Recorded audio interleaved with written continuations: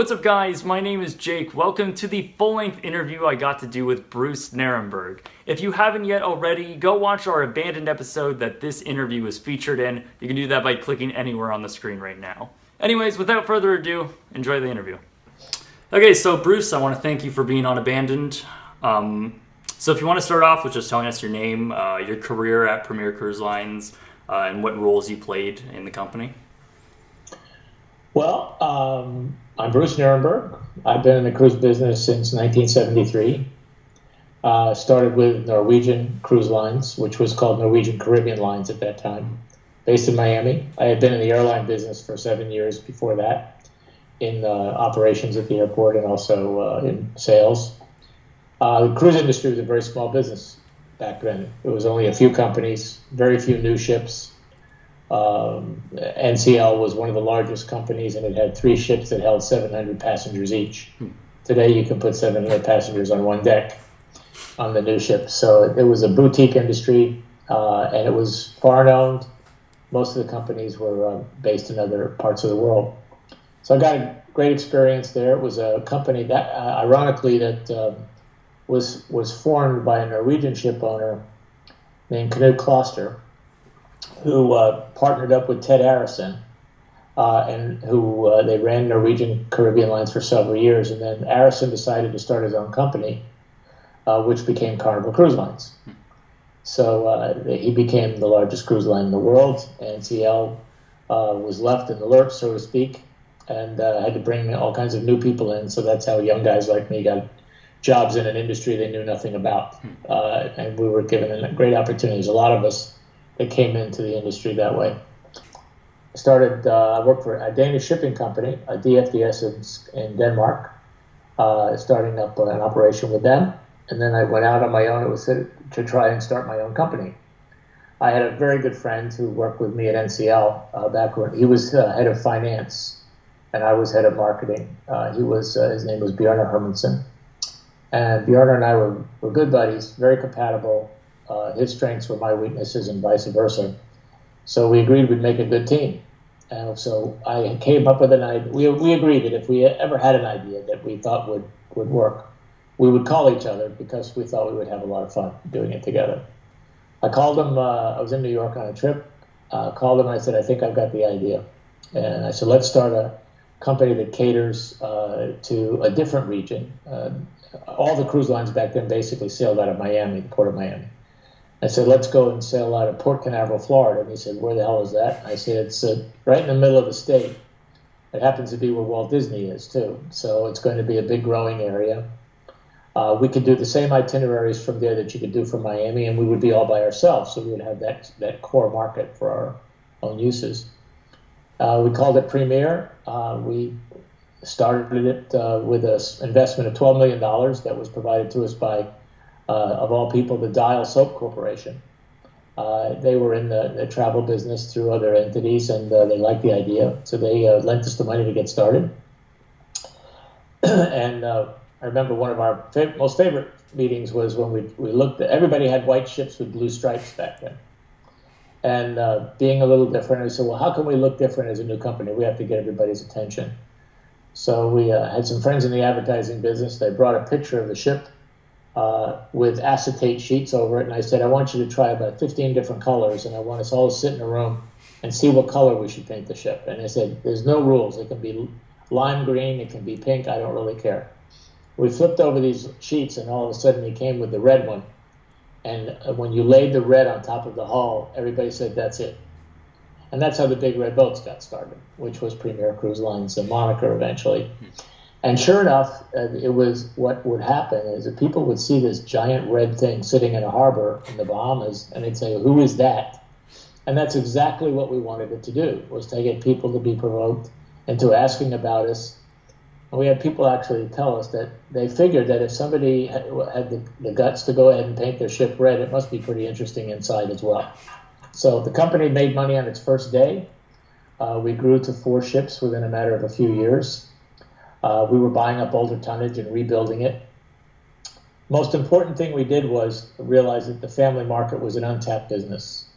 Both of us had young children. We knew what it was like to take them on vacations in ships were not a good place for kids. They didn't have any recreation rooms. You were really a prisoner out there with the children because there was no recreation for them, no babysitters, nothing. So we took one whole main deck of the ship and gutted it and rebuilt all children's recreation areas by age group. Then we also hired 40 British nannies and brought them to the ship, and they lived on the vessel. And they provided childcare all day of all age groups. And then when the parents wanted to go out and have dinner or some private time, the kids could stay in the program until 2 o'clock in the morning. So everybody had a victory. The kids, what also happened is that we started carrying 300, 400, 500 kids on a cruise. So they were out on a ship full of friends, ship full of peers. And instead of being dragged on mom and dad's vacation, they all of a sudden were going on a vacation that was really designed for them. It caught on. We approached Disney after we were in business for about a year and said, this would be a really great opportunity for you to get in the business, and we would get a great benefit from partnering up with you. So it gave us a chance. And for $200,000, we became the official cruise line of Walt Disney World, which was probably eventually worth a couple of $100 million as far as the sheer passed on value to the consumer and the credibility that came with being with Disney. So the deal included letting the Disney characters on the ship. We had them on full time, which everybody thought Disney owned our company, and we didn't do anything to dissuade that image because we wanted people to think that. It was very profitable, very successful. It was time to build new ships, though, because this is when people were starting to build the new ones, and we knew that we could compete as long as everybody had similar physical plants and we had better ideas. But if somebody starts putting on some new technology, you have to be realistic about it. If you may have the nicest propeller airplane, but if everybody else is flying jets, you better wake up. So we went to our financial partners and told them we needed to move on one way or the other. Either build new ships and take advantage of our market position, which was clearly the leader in the short cruise market. We had a 10-year contract that I had just done with Disney. We were Disney's best partner as far as creating customers for them, because everybody who went on the ship got a partial vacation at Disney.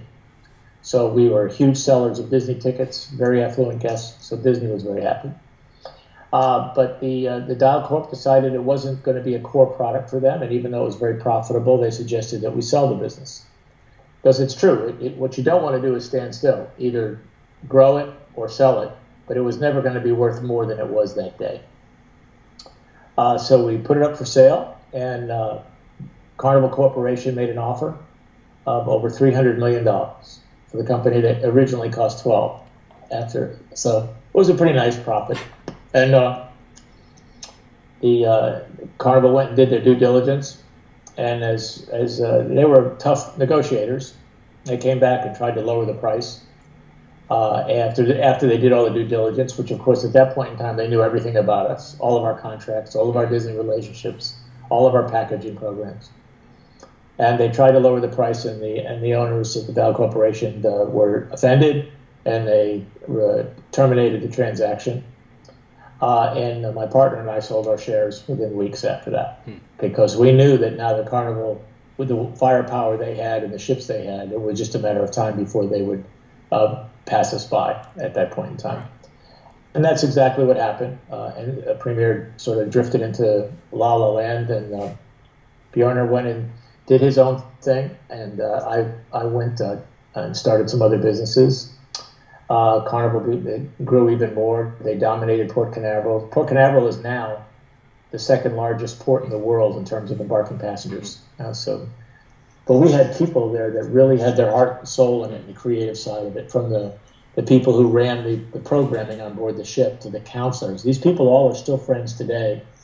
A few years ago, they had the 35th anniversary of the first cruise up in Port Canaveral. People came in from all over the country and flew in for a whole weekend together just to talk about. And they had all the memorabilia there, how the company got started, the original business plans, original brochures, the cruise programs from the first voyages. And it was a very special place. It was a blessing to have worked at a place like that.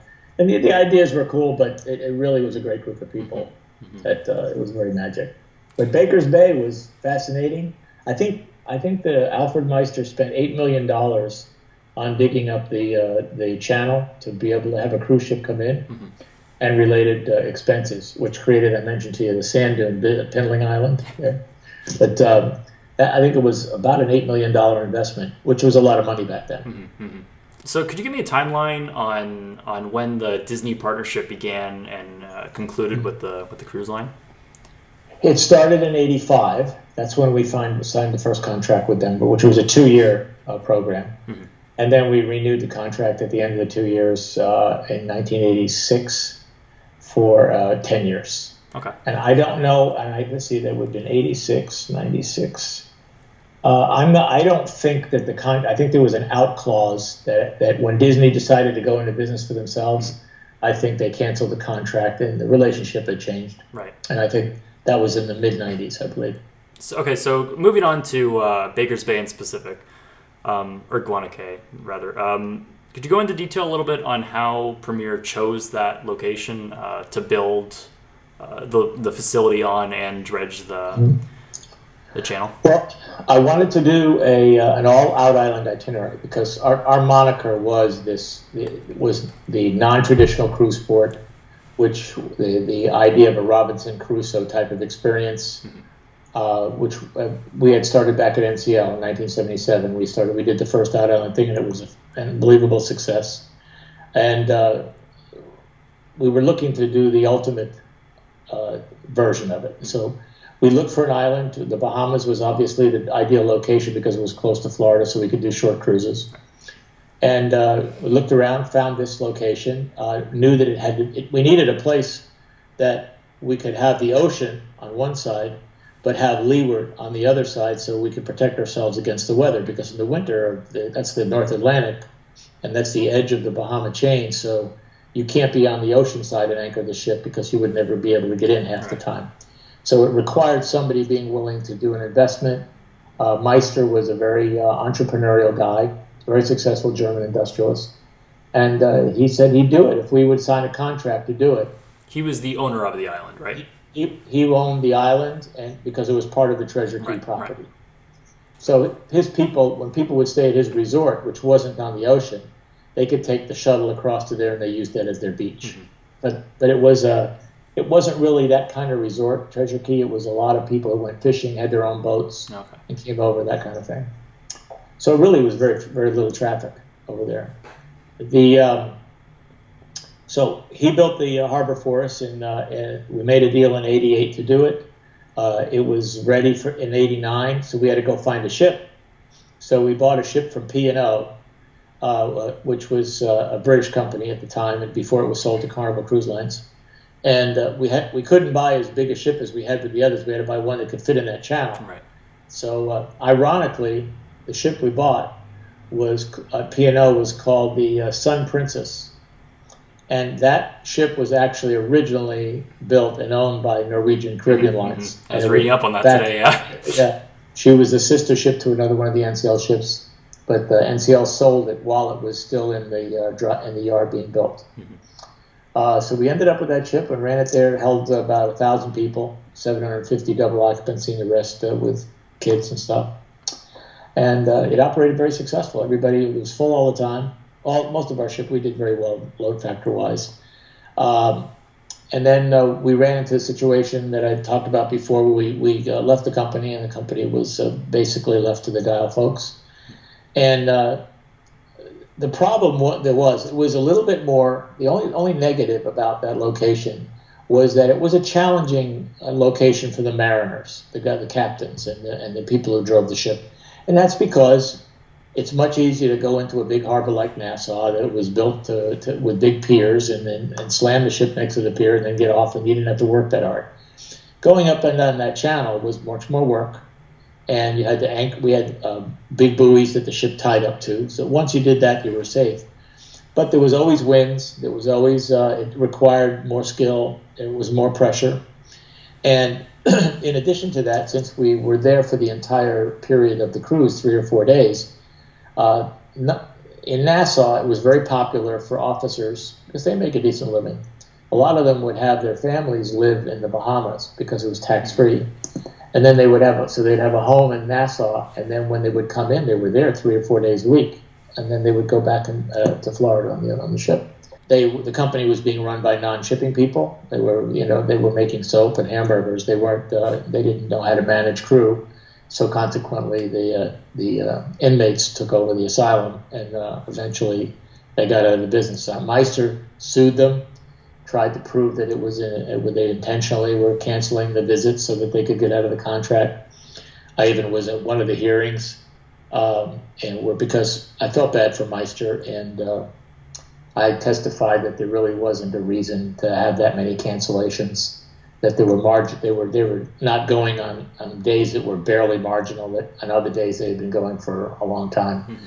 And I did that because I thought he deserved it, because he stuck his neck out and built that facility, and it was really first class in every respect. Not just the channel, but all the things. I don't know if you'd ever seen any pictures of what was there when he built the fortress. Yeah. I mean, these were really unusual things that he had put into the island. He did it all at our request, and he built it all to our own specifications. So I think every once in a while you have to stand up and recognize that somebody deserved a little bit of a better fate there. I don't know whatever happened to him. I don't know if he's still alive or whether he still owns Treasure Key.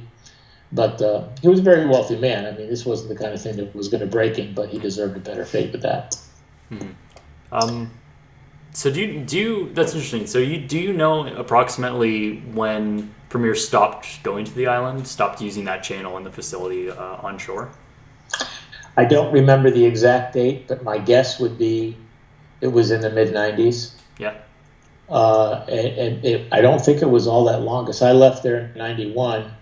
So my guess, I don't think it was more than a couple of years, because Bjarne left a year after I did.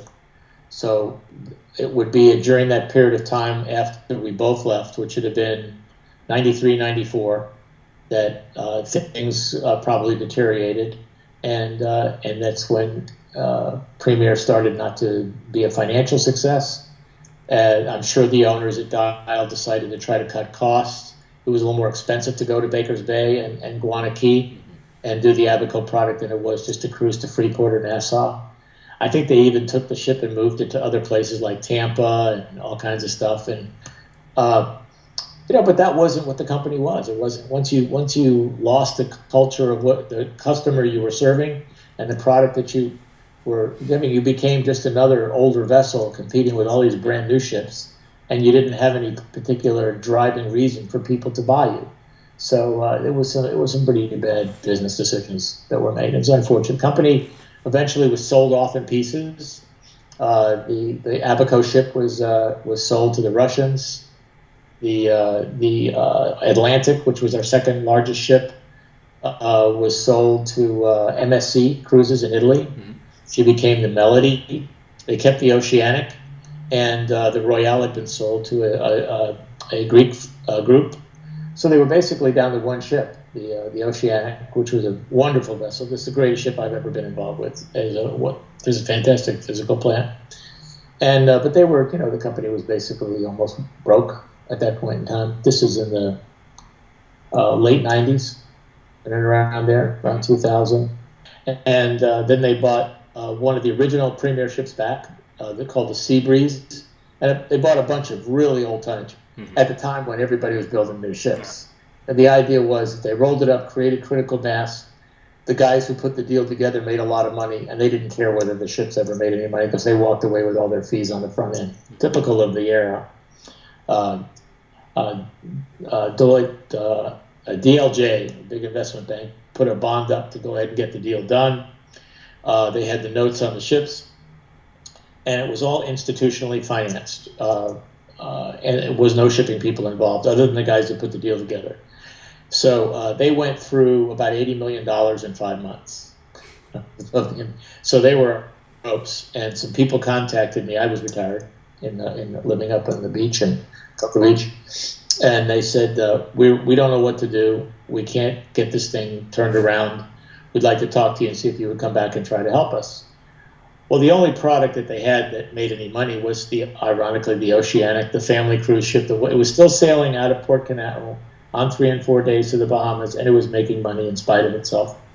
It wasn't going to Abaco or anything. It was too big. That was a much bigger ship. But it had a loyal following. The big red boat still had the panache of the family cruise product more than anybody else did.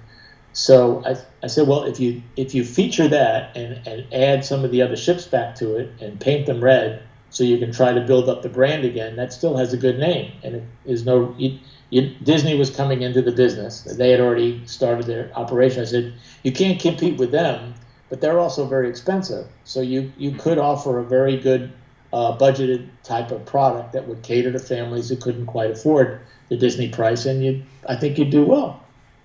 So we got it together, but the trouble was that part of the thing that had happened is that they had let all the ships run down. So they were in sad need of maintenance and refurbishing. Because like a bad hotel operation, when you don't have any cash, the last thing in the world you do is buy new carpets. You're just trying to pay your light bill rather than keep your product up. So it was just on its last legs. We kept it going for a while. The financial institutions didn't want to put any more money into the ship, and eventually the cash ran out and they had to close the doors. It just was too long and too old, and just if somebody had been willing to go ahead and do something with it and put some money in, build some new ships, the brand was still usable. Abaco was still sitting there. The channel was still there. You could have restarted that product. But I think by that time, the current Baker's Bay product was probably already on the drawing boards, probably, as far as building the harbor for the yachts and the golf course and stuff. When did the actual preliminary construction for both the channel and the onshore facilities start? It would have been in the first sailing was May of '89, so I got to believe that we probably started we had to negotiate with Meister to do a deal, and that was done in '88. Mm-hmm. So we probably took them about 6 months to 9 months to go ahead and build it, I'm sure. Right. You had to get a dredge to come in. I don't know how familiar you are with the dredging business, but the whole expense in the dredge is getting the dredge there. It's very expensive to do that. So you try to schedule that when a major dredge, a lot of them are based in Holland and places like that. If they're coming to this part of the world to do something, you try to find one that's over here so you don't have to pay for all the repositioning yourself. So I'm sure we did the deal in '88, and the ship started in '89 on its first trip. What was it supposed to do for Premier? Like, what were the plans, the ideas behind what it was supposed to do for Premier Cruise Lines? Well, it was further enhancing our reputation as being a very innovative company. It gave us a brand new product for the family cruise market. It really fit the whole Disney image, because remember, we were the Disney Cruise Line back then. And the idea of going and having a pirate themed ship and everything like that was a really good fit for them. And we were full all the time, so we had to keep adding capacity. It didn't make sense if we could avoid it. Why just do another ship to Nassau? Mm-hmm. We might as well go ahead and try and do more. All of the other ships that we did also had an out island, but they were the typical out island like we had started at NCL in the 70s, where you went ashore for the beach party for the day, you went snorkeling, we had water sports and that kind of stuff, and it was a barbecue. It was a lot of fun. Mm-hmm. And people loved it. But this was very different. There was a lot more product on the island, a lot more investments. And this was the first time we actually had a nighttime experience on the island. And the first time that, we also had a program where you could camp out on the beach for the night under the stars and sleep out on the sand. It was a lot of very new and different things that hadn't been done with ships before. Yeah, so you were saying that it was well received by guests. It was so different that when you went there, you were totally detached from the rest of the world. I mean, it was a beautiful place. The island itself was gorgeous. And when you went to the beach on the other side, because it had not been trampled over by millions of tourists, the reefs and everything came right up, right to the beach. You had beautiful stag-on corals, and you had a mile of absolutely pristine sand with nobody on it. Where do you find that these days in resorts? You can't find it. So, a matter of fact, I think that the Club Med, which is the one that built something on the end, it was so private and so remote out there that I think it was a clothing optional part of the resort out there at one time, because it was so private. Wow. So after Premier left, or I guess abandoned the island, or the facility. Basically. Did you hear any information about any plans that they were going to do with it? Any concepts Premier might have had maybe bring ships back to it or anything like that? No, Premier went downhill very quickly, and they started to have some problems immediately. It was a very profitable business, and when Bjorn and I were there together, and I believe within a year after he left, it was losing money as a company. Mm-hmm. So they weren't looking to expand, or they were selling off products just to get rid of the expense. And the Abaco product was a little more expensive than the others to operate because there was much more of an investment in the entertainment and the experience to the guest. So they were looking for how do we cut expenses, not how do we create more products. Right. And the problem was for the Baker's Bay facility. The reason it was so hard to find another company to come in and use it is that most of the other ships wouldn't fit because all the new ships were too big, and nobody was building ships this size anymore. Mm-hmm. They just weren't around. Yeah. So the following years after you left, Premier was going downhill. It's interesting to me. What was it like for you to see Premier Cruise Lines just fade into what happened? Premier should have been one of the most dominant cruise lines in the entire business. Mm-hmm. All they had to do, the crossroads that they made the mistake on, is when it was time to build the new ships. They had the market share, they had a relationship. They just did for a brand new agreement with Disney for 10 years. I mean, if we were going to do anything, go to Disney and say, hey, let's become partners and build new ships together, instead of you trying to do it on your own. Because we already knew we had the cruise line part of it. We knew how to run a cruise line, and they obviously liked the results. They were in bed with us already. They provide the capital. Let them figure out what they want the ships to look like. Call it Disney's Cruise Line. We didn't care. And that would have been, that company, well, it would have been Disney Cruise Lines today, that's what it would have become. Yeah. Is there any additional information about Premier Cruise Lines, the Baker's Bay property, or anything in between there that you think it would be interesting to let people know, or any behind the scenes things that might be noteworthy for this? I think that it was the last really innovative type of island that it was done in its original intent. What I mean is, when I started the first out island in '77 in the Berry Islands, nobody had ever done this abandoned island thing, and where you could just take the people ashore for the day, and it really gave a tremendous shot in the arm to the cruise industry, especially in the short cruise market, which was sort of dying on the vine at the time, because it really was a special experience. But we always kept true to the fact that we didn't want to overbuild on the islands that we used. We wanted it to stay as native as you could, as unpretentious and as rustic as you could. It was part of the charm. So today they're built, because the ships are so big now. They have to when they do an island now, they have to make it look like the French Riviera. They build them with cabanas and private beaches, and you can have bungalows. And it's not where Robinson Crusoe hung out anymore. It's just not the same thing. So I think the Abaco Island, Guana Key, the Baker's Bay, was the ultimate. You could take the private island, the castaway experience. That's about as big and as far as you could go. Once you go bigger than that, then it starts to become a destination, and that's different. Mm-hmm. So I think that the coolest thing about that island was how diverse it was. It had several sides. It had a bay as well as an ocean experience. You could stay on it all night long. We brought the cruise experience ashore for the evening, stuff like that, and that was pretty revolutionary stuff at the time. And that would have been a great building block to build into other things. I think, and if Premier had stayed together, and if Bjorn and I had stayed there together, I think we would have had a chance to do other stuff like that together, which would have been a lot of fun. Right. Yeah. Well, I mean, even just looking at it now, in the grand scheme of everything, Disney has their own island, Norwegian has their own island, Royal Caribbean has partially an island. None of them have the experience that Premier provided with its own onshore facility, which is. Yeah, that's right. The next one to copy what we tried to do was the Royal Caribbean Island, which was Little Stirrup Key, which was right next to Great Stirrup Key, where we started the first one. It wasn't nearly as good a piece of land, but they needed it to compete. Mm-hmm.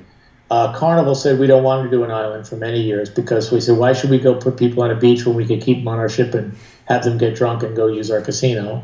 So that was their philosophy. And then you had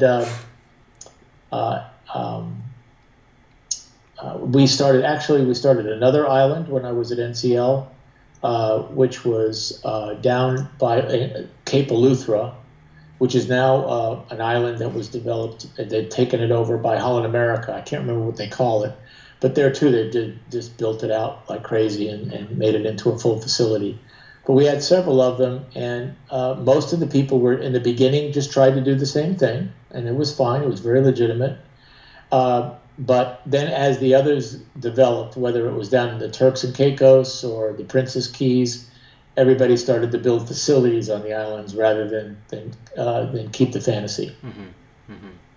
Yeah, I mean, looking at this now, looking at what Premier did in terms of family cruising, Disney essentially took what Premier did and made it into their own thing, which ended up being Disney Cruise Line, and started off with the Disney Magic in '98.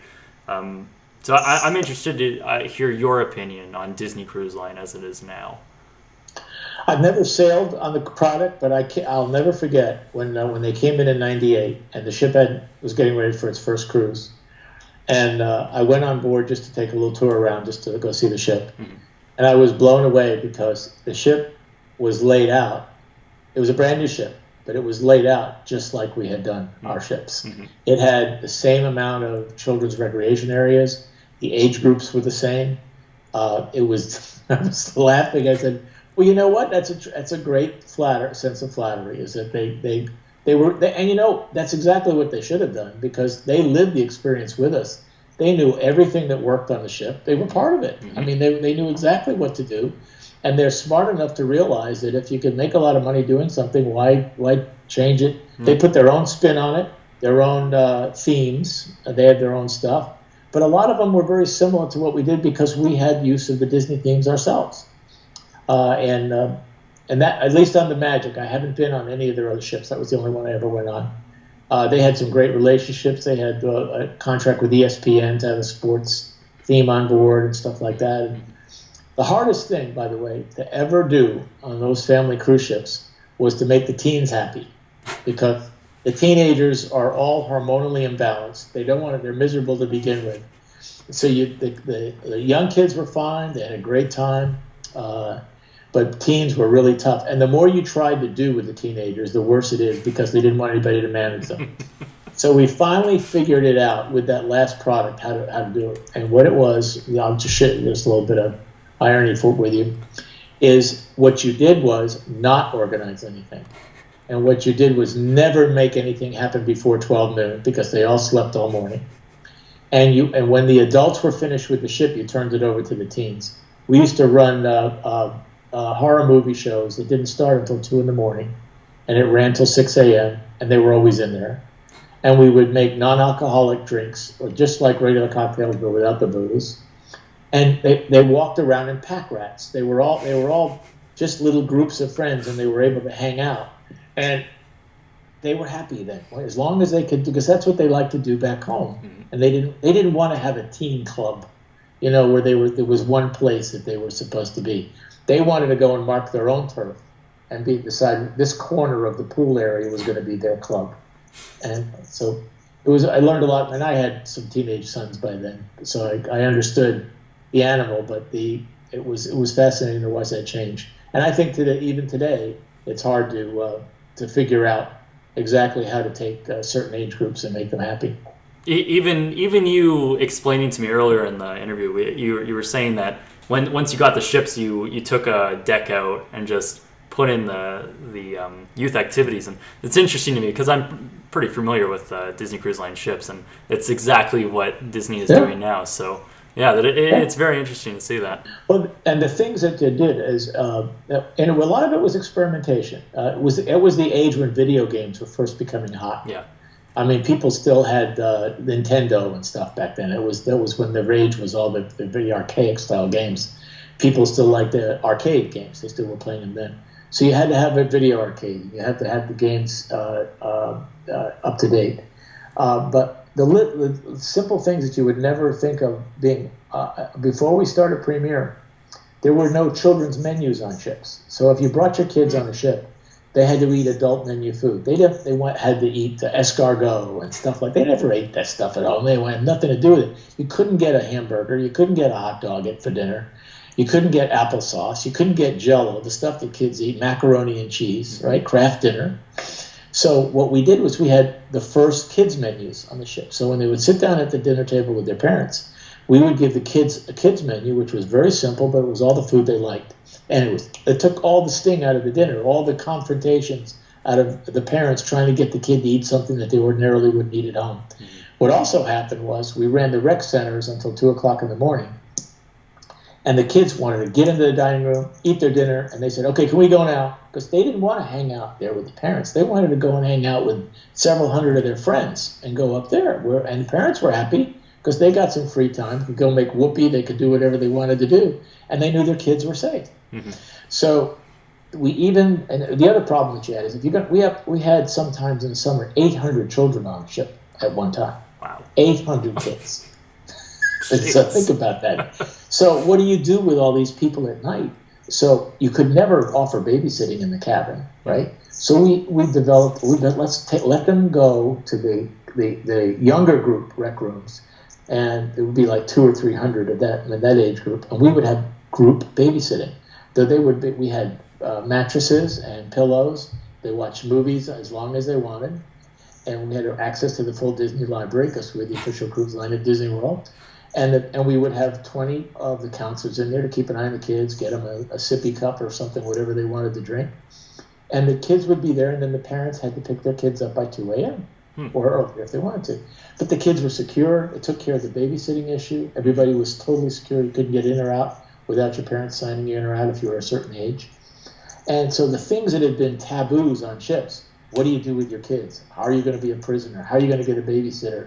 What are you going to feed them? Yeah. We took all those simple little things and turned them into assets as a product, and the word got around the industry, and that's why we were so successful. We said, if you want to take your kids on a cruise, there's only one company that understands how to do it. We never got asked. In our heydays in the 80s, nobody ever asked us what it cost. They just asked if we had a cabin. Really? We didn't discount anything, and that's why Disney makes so much money. You wanted the Disney experience, you got paid for it. Yeah. You wanted to go on the official cruise line of Disney back in 1986 and be cruising with the Disney characters, you had to pay for it. And Disney in particular, probably their strength is their consistency and the fact that they stay to a theme. If they decided to do something a certain way, they stay to it and they don't compromise. Yeah. I don't think any of their ships have casinos on board. Mm-hmm. And yet they still make more money than anybody else per bed. So there's a message there, is that, and what they do, and they, even though they have a leadership position in product, they continue to refresh it. They continue to bring new themes on board. Yeah. When they build a new ship, they don't just build another one like the other one. They make it a little different, and they add new stuff. And that's how you stay in the top of the business. It is really amazing. They have 4 ships, only 4 ships, and they don't charge you for alcohol to bring on. You can bring on at least 2 bottles. Like that's like Carnival Cruise Line stuff that spends $20 on a bottle. Yeah. It's amazing. Like it really is an incredible thing, and it's I guess it really is following in Premier's footsteps. So they know how to do it, and they have good employees. That was a real important part of Premier in the good days too. We had a very dedicated group of people. Mm-hmm. They were very proud of working there, and I've had that at 2 places. I had that at Premier for those years, and back in the 70s when we were NCL was the #1 company with the stuff that we had started there was a feeling of pride. Nobody even thought about it as a job. It was like it was part of your life. It was amazing. It was a thrill to work with people like that. It really was. It was fantastic. It was very special. Oh, it's really incredible. I didn't know much about Premier Cruise Lines until I knew about the big red boat, and I knew it sailed from Port Canaveral, but I never knew really the legacy that it's left. Because even though Premier Cruise Lines it folded in 2000, I mean, it's still living on with Disney, and I mean, no one can really argue that.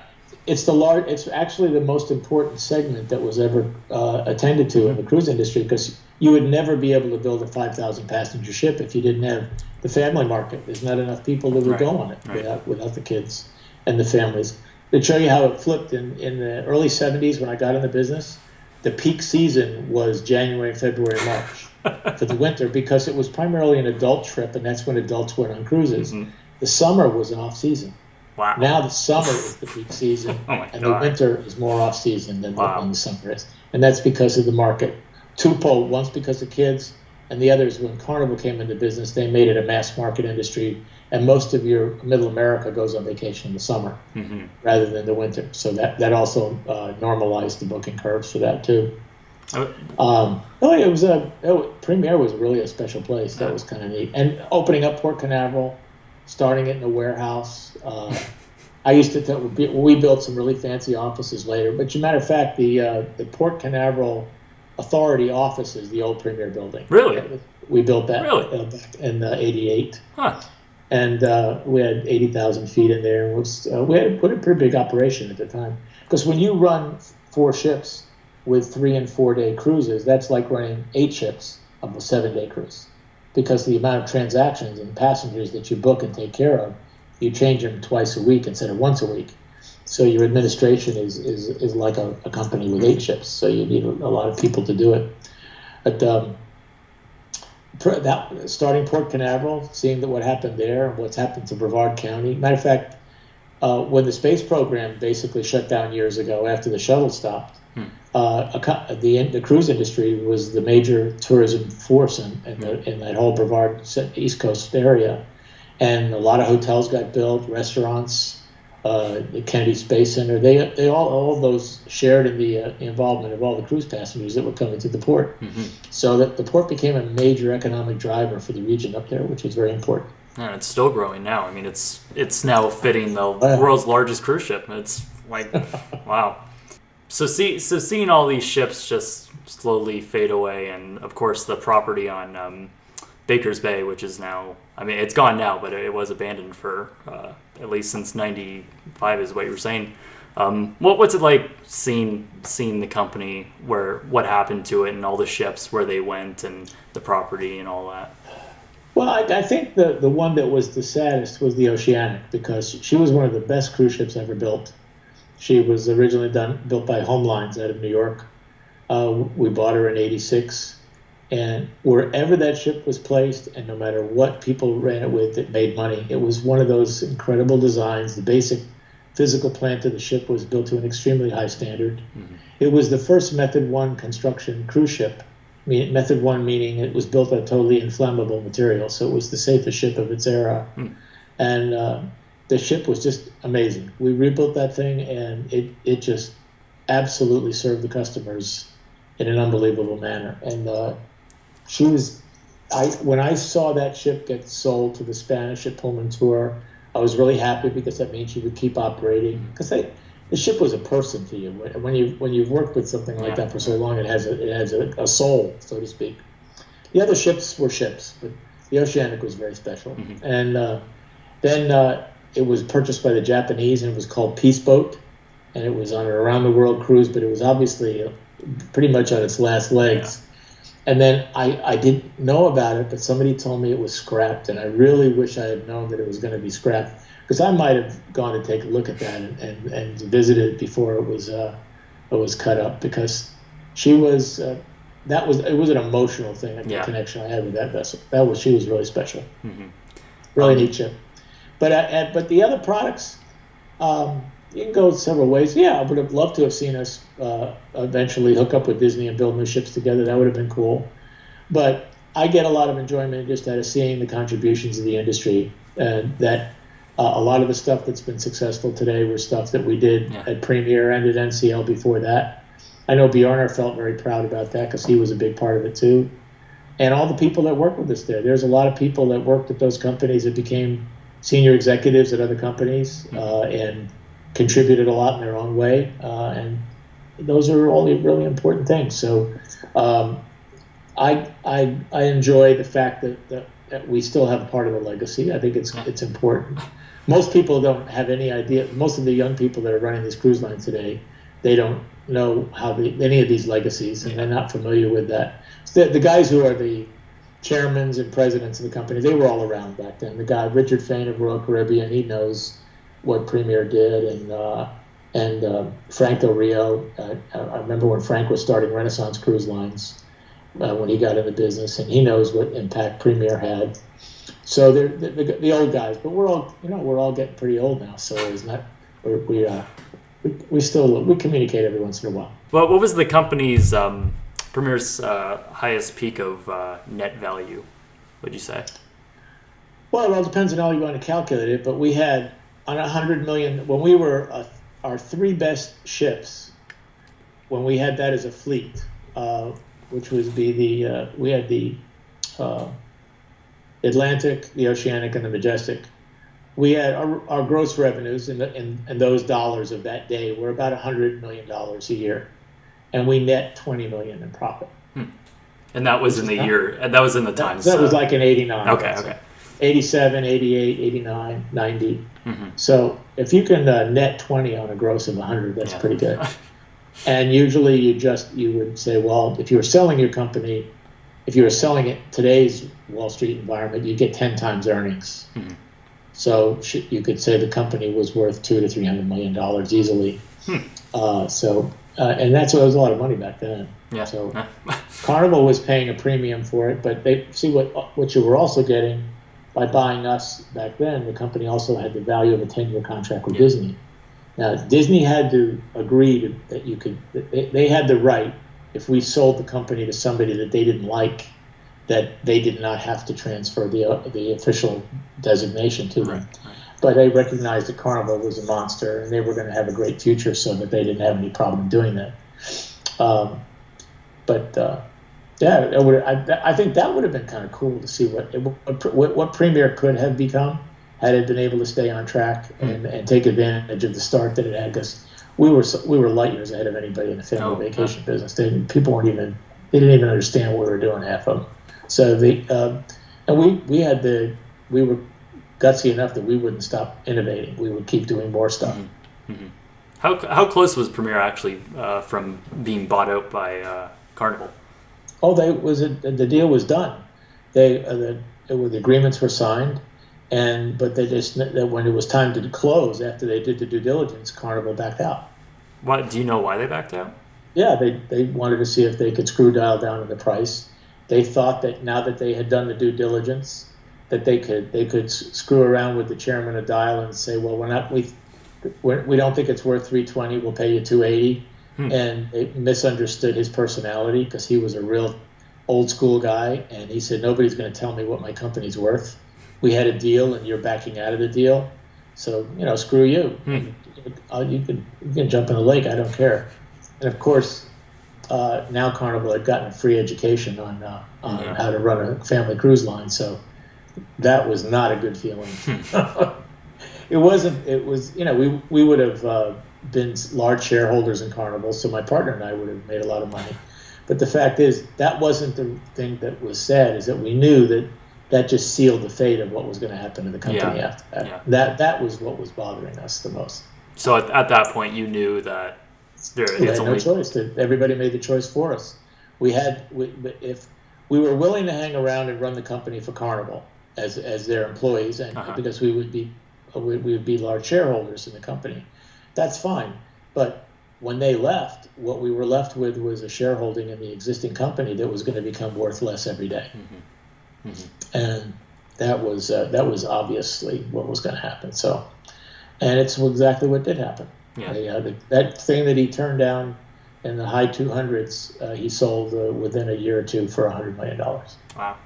So do you think if you decided to keep your shares in Premier and keep running it along with your partner, do you think? No, we would have not been able, unless somebody was willing to go ahead and finance us privately, go ahead and build new ships and stuff. But by that time, now we had competition in Port Canaveral. People had come in and figured out we had a gold mine there. I mean, I would love to have been in the room when Mickey Arison found out how much money we were making on old ships in Port Canaveral when he could barely make a buck down in Miami with old ships. I mean, it was ridiculously how much more profitable they were up there because of the packaging with the Disney products. Right. And what happened was, the secret was this. You have a cruise cabin, you sell 2 adults. And that's what everybody did. So if you make your $100 a day from the adult, you get that times 2. Mm-hmm. When you have a cabin with 2 adults and 2 or 3 kids, you still get the first 2 adult revenues, but then you make another $50 a day on each one of the kids, and that's totally goes to the bottom line. The number at the bottom line every year was right in the ballpark of all the revenue that we took in on the kids. So the kids were the profitable customer because they cost us nothing to put on the ship. You didn't need any more cabins. They drank enough Coca-Colas to pay for their food for the whole week. And the profits were enormous on the children. And the kids, we didn't have to. Today, people say kids go free and whatever. We never gave kids away. We charged regular price for the kids. Kids fair, but. And then when they would go at Disney, the parents had a tremendous value because the Disney vacation was included with the package, so they got to take their kids into Disney. And we also had another thing that we did. Back then, Disney had not built a lot of new hotels. They still had the original 3. Those rooms were sold out, as you know, all the time, and they got full price for them. Mm-hmm. We negotiated with Disney to get a certain amount of the rooms on site for our guests. But instead of just selling them, what we did was we used that as an advanced purchase program. So if you bought and paid full for your cabin, non-refundable, 6 months in advance, you would get, when you get your hotel room at the Disney property, it was going to be one of the on-site hotels. And they were so hard to get anyway. Yeah. Everybody was calling us to book. The booking curve 6 months out went like this, and the day after the 6 months, it went like this. It just dropped straight down. So there was a lot of really good marketing that was going into the product, and those drove the nets up and the yields and the profits, and it was a fascinating place. Mm-hmm. Mm-hmm. Yeah, I really didn't. I knew the partnership with Disney, but I never knew it was to that extent of where it really started everything. So it's. Do you remember the logo that I don't know if you ever saw it with the big red boat that had Cinderella's castle on top? Did you ever see that on any of the brochures? That came from a Chicago ad agency who we were looking at doing some TV ads. Mm-hmm. And they created several campaigns, and one of the concepts was the big red boat. But it was just our ship because they liked the red, and it sounded childlike, and they were trying to appeal to kids, so they made it look like a toy. Right. And then they had another ad campaign that emphasized the Disney relationship that had Cinderella's castle floating at sea. And I said, stop the meeting.